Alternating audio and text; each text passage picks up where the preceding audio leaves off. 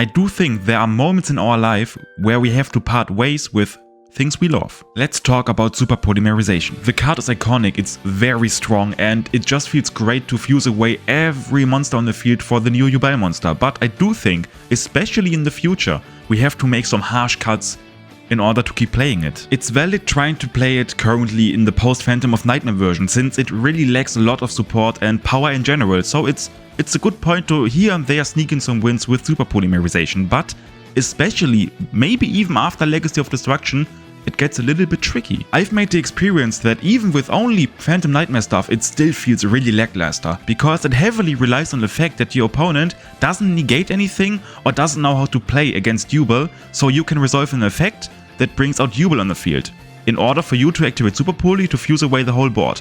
But more often than not, if you have to do that, you are not in a winning position. Against the two strongest decks in the current format, Super Poly in general doesn't feel that good. Against Snake Eyes, they get endless follow-up thanks to Flambert's overpowered effect, and against Voices Voice, it's okay if you have a Mud Dragon, but you don't achieve that much if they have the Ritual spell in the graveyard, since they can just rebuild the whole board again. And you have to additionally fight off some hand traps, more than likely, since they also play a lot. All that while going extremely minus in order to achieve that. I do think, if I have Super Poly in my hand, that could have been another hand trap. Maybe that would have won me the game.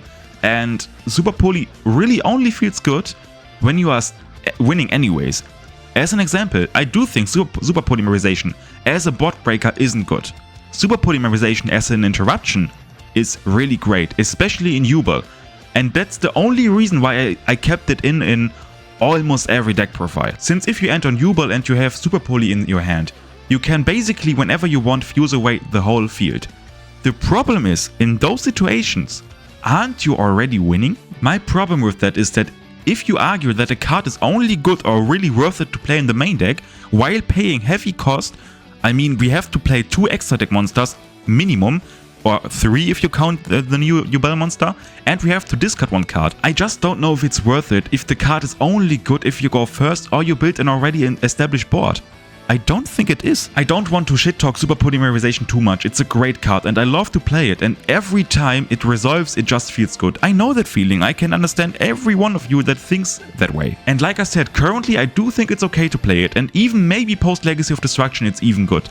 But where I'm not sure about is, what happens after Phantom of Yubel? One of the biggest points I had in mind for Super Polymerization is that in the mirror match you can fuse away the whole board, but I do think the card that pushes everyone to play Yubel is Phantom of Yubel, and Phantom of Yubel, if we read it here, cannot be used as fusion material, and if you followed my previous combo video, we end on only that as Yubel monster. So even in the mirror match it's not even that great as a board breaker, and if we keep in mind that the format will likely be the same or similar depending on the ban list, even against the 2 strongest decks and one of them gets even more support that makes it really good, it's not strong. I don't forget to talk about one more contender that joins the game, Tenpai Dragons. They look fucking sick, I have to mention that before I talk further. Look at the artwork, man, that's some heat, literally. They have a synchro monster that makes you unable to activate any card during the battle phase. So, if they have the ability to get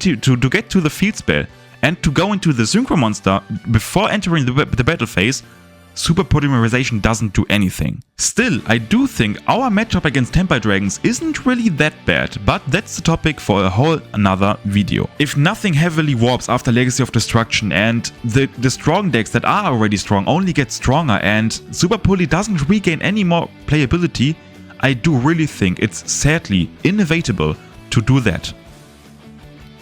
I don't even think that's really bad. If you look at the OCG meta breakdown, the current format is basically just a hand trap warfare, literally. All of them are playing 15 to 20 hand traps in the main deck, and the first to win is basically the first one that resolves the 1-card combo. Without Super Poly you can suit yourself better for the upcoming format. Maybe you throw in some monas, maybe you throw in some utility cards, maybe you find something completely different. But Super Poly bottlenecks you in keeping that in the main deck, and you can do that now without Super Poly. And we have more flexibility in our really tight extra deck, something I really heavily need. I want to cook way more with Yubel, and the Super Poly targets in the extra deck, they heavily bottlenecked me, because in order to keep them I had to cut cards I do think are way more worth than they are. That's the reason why I previously played with the thought of cutting Super Poly, and after thinking about it and keeping the new format in mind, I don't think that's bad. An important fact to keep in mind is that this video is just a prediction and my opinion. If the format heavily warps or something happens that really pushes Super Poly a few steps up, we then can just happily put it back in the deck and accept the fact that we can maybe utilize it a little bit better than other decks thanks to the Loving Defender. I can't wait what the future brings for Yubel. I can't wait to see other people playing it and maybe other people's ideas regarding Yubel in general. It's just a good time to be a Yubel fan in general currently, and the upcoming months, they will get even better. See ya.